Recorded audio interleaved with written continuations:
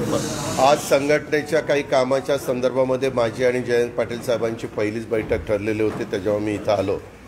सकाळपासून मी इथंच होतो, परंतु मला बाहेरनं ज्या बातम्या कळल्या, आता मी राज्याचा विधानसभेचा विरोधी पक्षनेता या नात्याने मला एक माहिती पाठवण्यात आली की उद्याच्याला कामकाज सल्लागार समितीची बैठक बोलवायची आहे आणि त्याकरता विरोधी पक्षाच्या वतीनं जे काही काँग्रेसचे आणि राष्ट्रवादीचे प्रतिनिधी आहेत त्यांची नावं कळवा. मी जयंतरावांनी बसून आमची नावं कळवलेली आहेत. बाळासाहेब थोरातांना विचारलं आहे की थोरातसाहेब तुमची कुठली नावं कळवायची ते सांगा, म्हणजे ती नावं तिथं पोचतील. याचा अर्थ उद्याच्याला कामकाज सल्लागार समितीची बैठक अर्जंटपणे त्यांना घ्यायची दिसतंय आणि तशा पद्धतीनं त्यांनी केलं. नंबर 1. दुसरं, विधान आपल्या मंत्रिमंडळाच्या विस्तारवाढीच्या संदर्भातल्या बातम्या इलेक्ट्रॉनिक मीडियाच्या वेगवेगळ्या चॅनलला चाललेल्या आहेत, परंतु उद्या मंत्रिमंडळाचा विस्तार असेल तर आम्हाला निमंत्रण दिलं जातं. चीफ सेक्रेटरी सांगतात की बाबा असा असा मंत्रिमंडळाचा विस्तार आहे. कारण मागे ज्यावेळेस मुख्यमंत्री उपमुख्यमंत्र्यांचा झाला त्याही वेळेस चीफ सेक्रेटरींचं पत्र त्या ठिकाणी आलेलं होतं. तसं अजून काही आलेलं नाही आहे, परंतु कदाचित उशिरा पण येऊ शकतं. आणि मंत्रिमंडळ कधी करायचं, काय करायचं हे अनेक दिवस आपण सगळेजण पाहत होतो. ते फक्त लवकरात लवकर अशा प्रकारचे उत्तर देत होते. पण आता मात्र दिल्लीची त्यांची ट्रिप झालेली आहे आणि आज पण काहीतरी 2 जण नंदनवनला बसलेले होते. त्याच्यामुळं उद्याच्याला मंत्रिमंडळाचा विस्तार होण्याची शक्यता दाट वाटते. अजून अधिकृत कळालेलं नाही, परंतु वेगवेगळ्या त्यांच्यातल्या काही सहकाऱ्यांना त्यांनी मुंबईला बोलवलेलं आहे. याच्यावरून तशा पद्धतीची शक्यता वाटते. त्यामुळं आता त्या आणि उद्या कामकाज सल्लागार समितीची बैठक बोलवली, याचा अर्थ अधिवेशन पावसाळी हे कधी घ्यायचं त्याच्याबद्दलच ती चर्चा असेल. मीटिंग बोलवली, अजून अजेंडा माझ्याकडे आलेला नाही, पण त्याच्यामध्ये साहजिकच असेल की इतक्या तारखेपासून इतक्या तारखेपर्यंत त्यांना अधिवेशन बोलवायचं. कारण आम्ही ज्यावेळेस सरकारमध्ये होतो त्यावेळेस कामकाज सल्लागार समितीची बैठक बोलवली तर त्याच्यात सांगायचो की हे विषय आहेत ते विषय आहेत आणि तशा प्रकारची विषयपत्रिका जायची.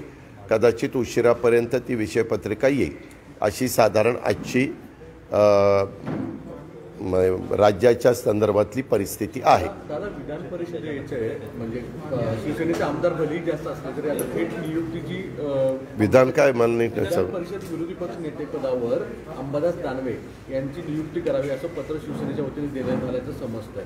वास्तविकतेत राष्ट्रवादी काँग्रेस यांच्या मनामध्ये त्यांच्याकडनं काही काँग्रेस त्यासाठी प्रयत्नशील होते. वरच्या हो का, खालच्या हाऊसमध्ये सर्वात जास्त संख्या राष्ट्रवादीची असल्यामुळं राष्ट्रवादीने तशा पद्धतीनं पत्र दिलं आणि तो अधिकार विधानसभेच्या अध्यक्षांचा असतो. अर्थात अधिकार त्यांचा जरी असला तरी मुख्यमंत्री उपना विचारून ते निर्णय होतात आणि तशा पद्धतीचा तो निर्णय झाला.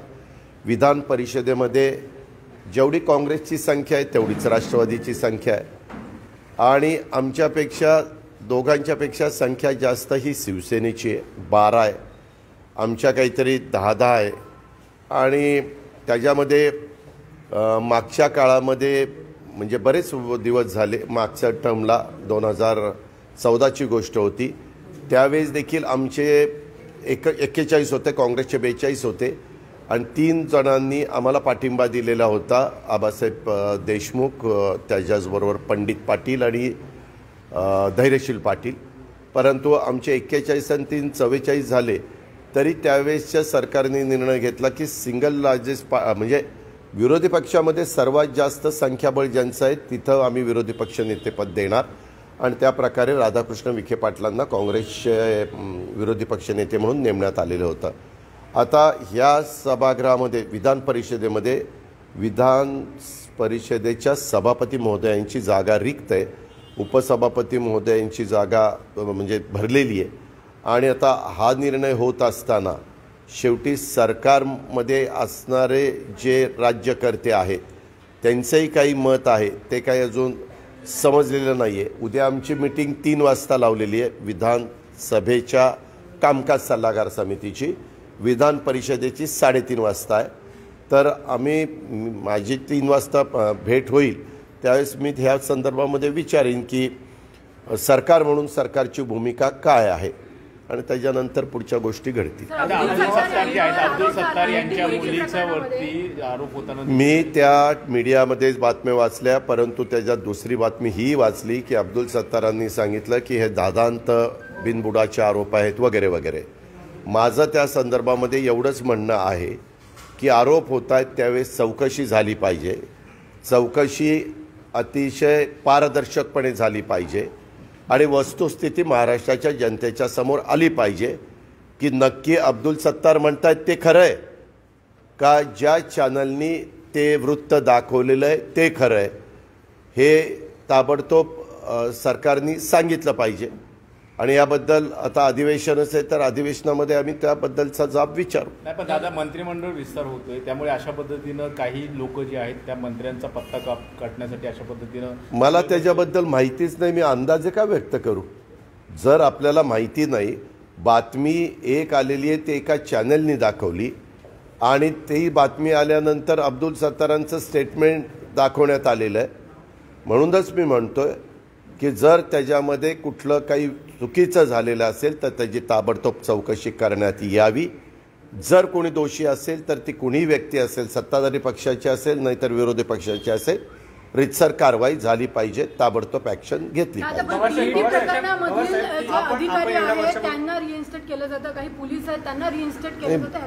नाही, म्हणूनच हे चुकीचं झालं, त्याच्याच करता त्यांनी ते सगळं रद्द केलं.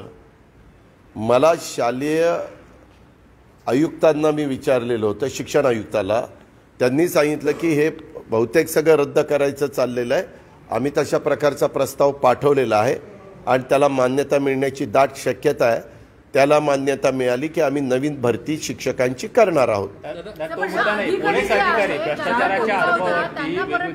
मी त्याच्याबद्दल पुण्यामध्ये वक्तव्य केलेलं आहे. पुण्यामध्ये नाही, मला वाटतं पिंपरी चिंचवडमध्ये केलेलं आहे. त्याबद्दल मी माझी भूमिका स्पष्ट सांगितलेली आहे.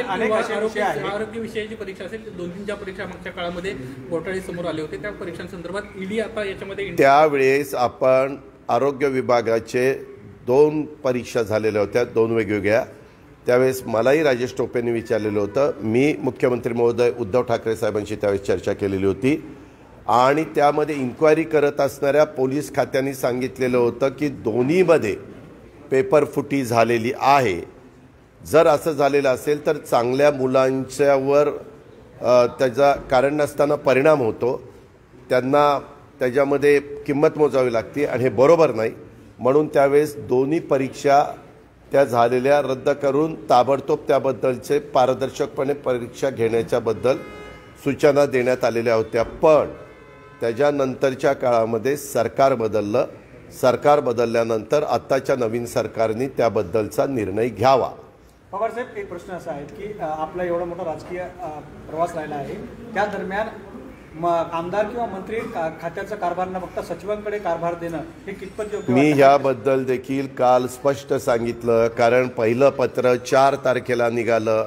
मी ते पत्र मीडियाला दाखवलं, वाचून दाखवलं आणि त्याच्यानंतर लगेचच माझी ज्या दिवशी पत्रकार परिषद पिंपरी चिंचवडला झाली त्यावेळेस मुख्यमंत्र्यांनी दुसरं पत्र काढलेलं ते वाचनात माझ्या आलं.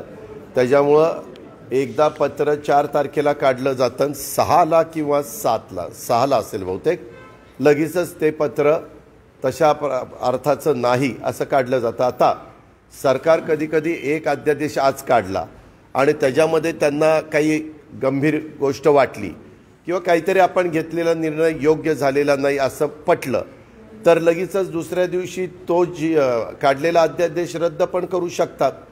आणि त्याच्यामध्ये तशा पद्धतीनं त्यांनी क्लिअर काही भूमिका मांडलेली आहे. परंतु पहिलं पत्र काढणं हेच मुळात लोकप्रतिनिधींच्यावर अन्यायकारकच होतं.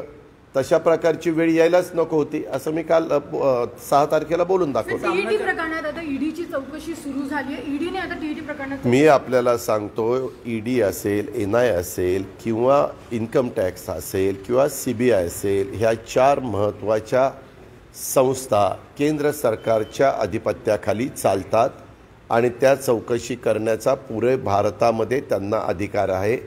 ज्या बाबतीमध्ये एखाद्या राज्याने CBIच्या बद्दल आम्हाला विचारल्याशिवाय म्हणजे त्या सरकारला विचारल्याशिवाय पुढची कारवाई करू नये असं ज्यावेळेस असतं तिथं फक्त CBI पुरता प्रश्न येतो. पण हायकोर्ट किंवा सुप्रीम कोर्ट एखाद्या गोष्टीमध्ये जर त्यांनी सांगितलं की ह्याची CBI मार्फत चौकशी करावी तर ती चौकशी त्या ठिकाणी होत असते.